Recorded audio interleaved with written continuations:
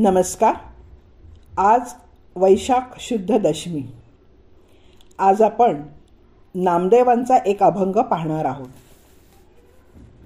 सर्व सुखरासी भिवरेच्या तीरी, आमुची पंढरी कामधेनू.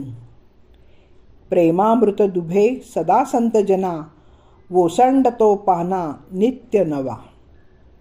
धर्म अर्थ काम मोक्ष चारी थाने, दोहोणार धन्य पुंडलिक. जियेचे दुभते नित्य नवे वाढे, पंढरीसी ओढे पूर्व पुण्य. भक्तीचेनी बळे भावाचेनी मेळे, देखो निया बोले बहु फार. भाग्यवंत नामा ते क्षीर लाधला, प्रेमे ओसंडला गरजे नाम. संत नामदेवांना पंढरीचा विलक्षण ओढा आहे. त्यांचा पंढरीबद्दलचा निष्कर्ष कोणाही विठ्ठल भक्ताला आवडणारा आहे. ते म्हणतात, पृथ्वीवरी तीर्थे आहेत अपार, परी पंढरीची सर एका नाही.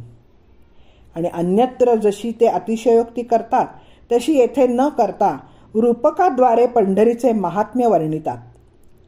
त्यांनी भिवरेच्या काठी असलेल्या पंढरीला कामधेनू कल्पिले असून, कामधेनू जशी सर्व इच्छांची तृप्ती करते, मागण्या पुरवते, तशीच ही पंढरी कामधेनू आहे. ह्या पंढरी कामधेनूमुळे भिवरेच्या काठीच सर्व सुखांच्या राशी उपलब्ध होतात.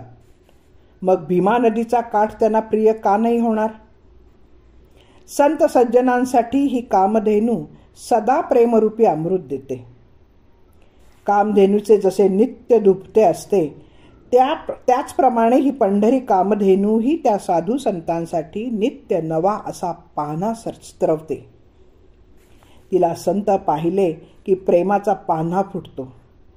धर्म अर्थ काम मोक्ष हे चार पुरुषार्थच जणू त्या कामधेनूचे स्तन असून, भक्त शिरोमणी पुंडलिक त्या स्तनातून प्रेमामृताची धार काढतात. अशा प्रेमामृताचे प्राशन केल्याने साधू संतांना चारी पुरुषार्थांची सहज प्राप्ती होते. या कामधेनूचे दूध दुभते शुक्लेन सतत वाढत आहे आणि वाढत्या प्रमाणात पूर्व पुण्याईमुळे ते पंढरपूर क्षेत्रीच प्राप्त होते. भक्तीच्या बळाने आणि भावाच्या श्रद्धेच्या जोरावर नामदेवांना बोलावेसे वाटते. भाव असा की संयुक्त अशा भक्तीच्या उत्कर्षामुळे त्यांना बोलावे वाटते. नामदेवाचे भाग्य असे, त्यांना त्या कामधेनूचे अमृततुल्य दूध प्यायला मिळाले आणि त्यामुळे त्यांच्यामध्ये प्रेमाचा आविष्कार होऊन ते नामस्मरण करू लागले, नामोच्चाराचा गजर करू लागले.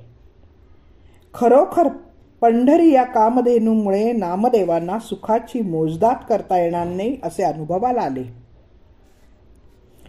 संपूर्ण अभंग हा एक रूपक असल्याचे ह्याला नामदेवाच्या प्रतिभेचे एक सुंदर रूप आले आहे. अनेक अंगाने ते रूपक पूर्ण केले आहे. नित्याच्या व्यवहारात अनुभवाला येणाराच विषय मांडून त्याला आध्यात्मिक डूब दिली आहे.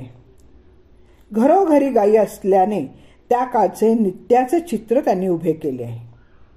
त्यातून गायीच्या उपयुक्ततेचे व श्रेष्ठत्वाचे ज्ञान सर्वांना असते. ते पंढरीला कामधेनू मानून त्यांनी लोकांपुढे ठेवले. त्यामुळे लोकांना विषय हा सहज समजला. दुभती गाय, तिची स्तने, त्यातून स्त्रवणारे अमृततुल्य दूध या गोष्टी पंढरीला कामधेनू म्हटल्यावर पंढरीचे श्रेष्ठत्वही सहजतेने लक्षात येते. नामदेवाची ही हातवटी अगदी यशस्वी झाली आहे.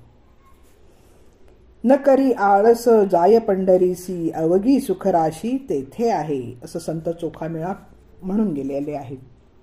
धन्यवाद. मी पल्लवी कुलकर्णी. नमस्कार.